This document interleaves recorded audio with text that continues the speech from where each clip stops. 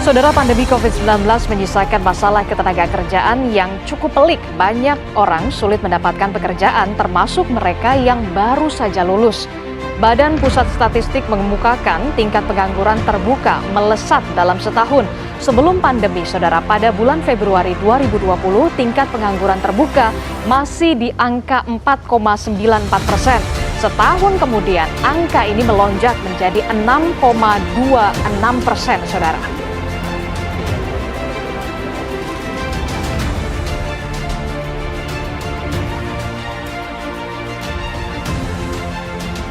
Dalam rapat kerja bersama DPR Senin kemarin, Kepala BPS Margo Yuwono mengatakan pengangguran akibat pandemi ini yang menerpa kita justru yang menjadi catatan adalah pengangguran pada usia muda itu lumayan tinggi.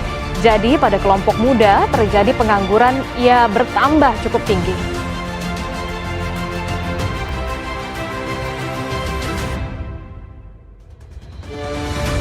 Sementara jika dilihat dari kelompok usia, saudara, 20 hingga 24 tahun ada kenaikan 3,36% poin dalam setahun menjadi 17,66% pada Februari 2021.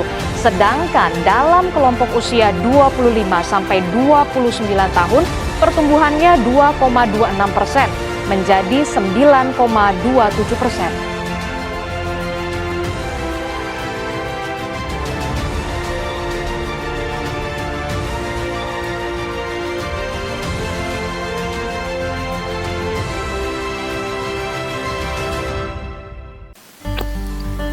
Halo. Nah, bagaimana nih setelah kita melihat video tadi, kita dapat mengetahui itu adanya masalah ketenagakerjaan di Indonesia. Nah, lalu apa sih masalah ketenagakerjaan di Indonesia?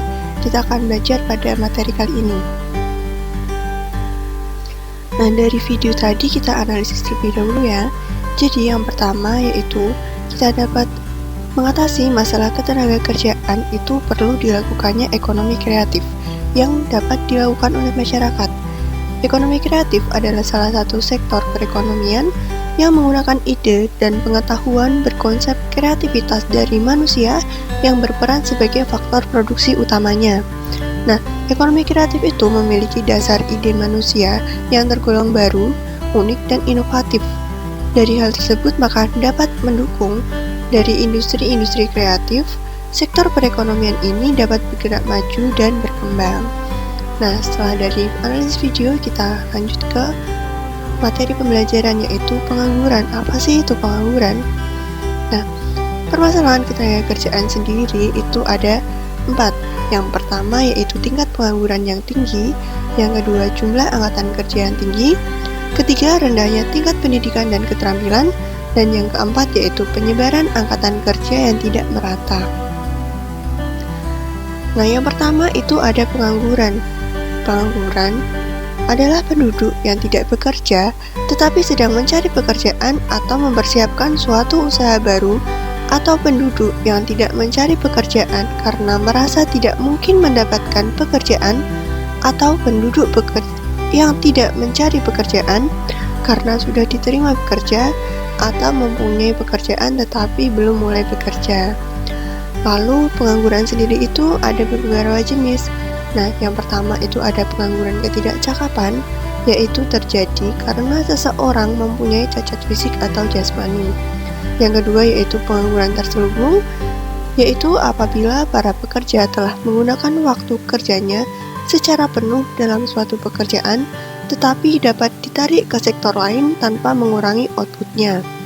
Dan yang ketiga itu ada pengangguran terbuka, yaitu pengangguran yang timbul karena kurangnya kesempatan kerja atau tidak adanya lapangan pekerjaan.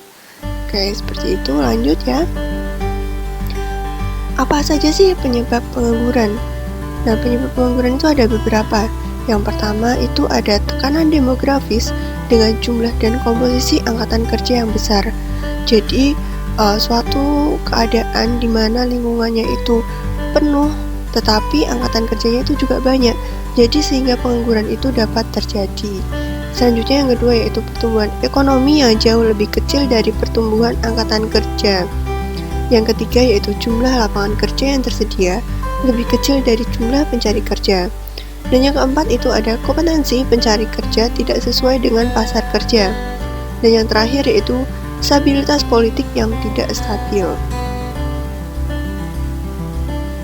Nama adanya pengangguran apa saja sih? Yang pertama yaitu pendapatan nasional menurun, pendapatan per kapita masyarakat rendah, produktivitas tenaga kerja rendah, upah rendah, investasi dan pembentukan modal rendah, dan yang terakhir itu ada kemiskinan serta masalah sosial lainnya.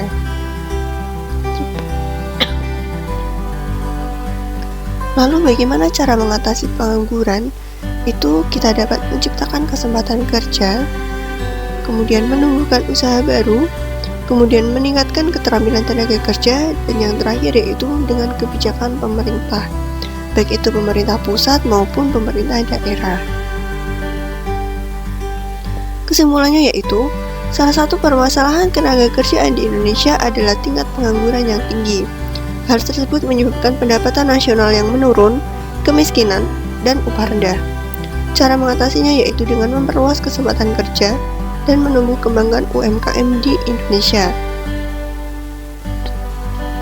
Baik, terima kasih penjelasan dari saya. Semoga materinya bermanfaat.